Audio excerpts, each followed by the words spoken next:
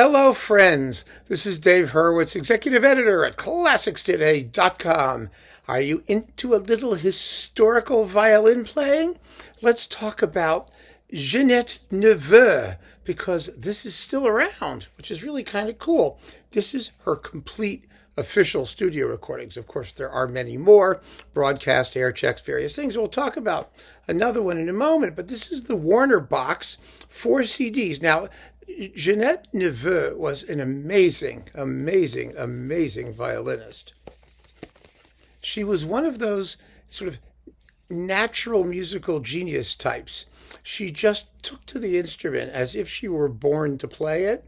And, one of the things that was always said about her, and it's always so funny to hear this, but it's true, is that she played like a man. That was the compliment that she got, that she played like a man. She was butch and beefy and macho.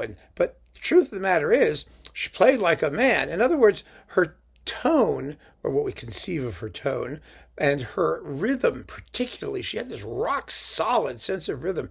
She was a very masculine style player. In other words, she was forthright, she was shameless.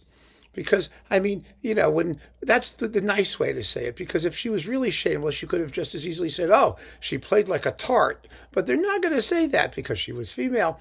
They have to say she played like a man, because when women are shameless, it's masculine. And the whole thing is so stupid. It's unbelievable. But she was an extremely bold and forthright player. Gutsy.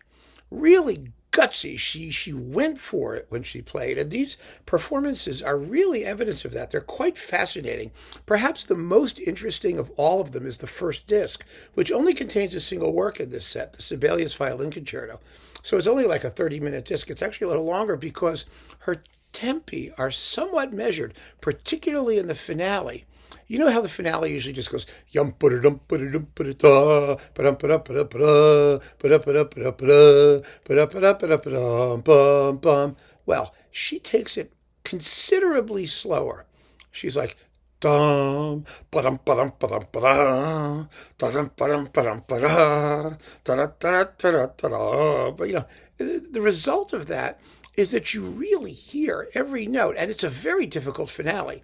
It's an incredibly virtuosic finale. And so if you're going to take it at that tempo and nail every note the way she does, you really have to be able to play, because you can't fake it. You can't just do little scales and slide around and, sort of noodle with it. You have to actually play every single note in the correct tempo. Now, I personally think it's a little too slow. I really do. It's just, for me, it's just too slow. There are other people, Heifetz, for example, who play every note just as well, and they play it quite a bit quicker. But it's a remarkable interpretation. And, she gets 8 minutes. Usually it takes 6 minutes and something. It's with the Philharmonia Orchestra and Walter Susskind, conductor, before he got to St. Louis. Because she died in 1949 in a plane crash. She was only 30, Ginette Neveu. And so, her career was cut off terribly. She was lost. Her Stradivarius was lost. Her brother was on the same flight. It was really a tragedy, a terrible, terrible thing. She was actually flying to New York, and when it happened, and so we don't have very much. In terms of large works, there is this, the Sibelius Violin Concerto, and in here there's a very, very fine Brahms Violin Concerto. Let's see who that one's with, because there are a couple of them actually.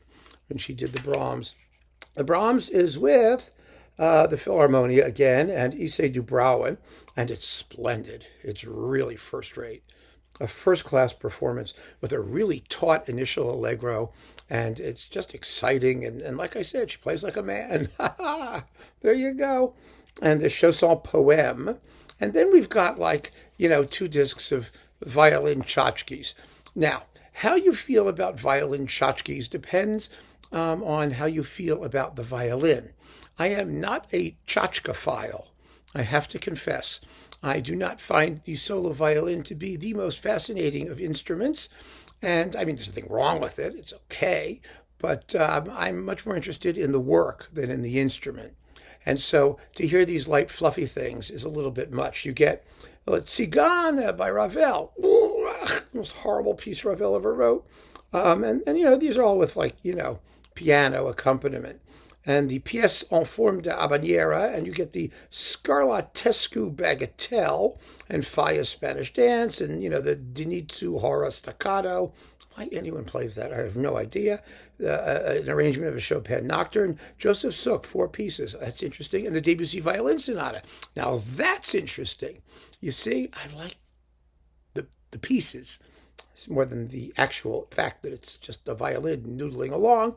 And then in the second disc, there's some Chrysler stuff and some more of the Suk 4 pieces, 2 of them again, and the Chopin Nocturne again, and the Gluck Melody and Paradis Sicilienne. I mean, that's it. That's all we have of her, studio-wise. However, if you do not want the tchotchkes, if you're not a tchotchkophile, although frankly for the Suk and the Debussy, it's worth having that 3rd disc. But if that's not what you're into, then there is this wonderful SWR recording of the Beethoven and Brahms violin concertos. It's 2 discs.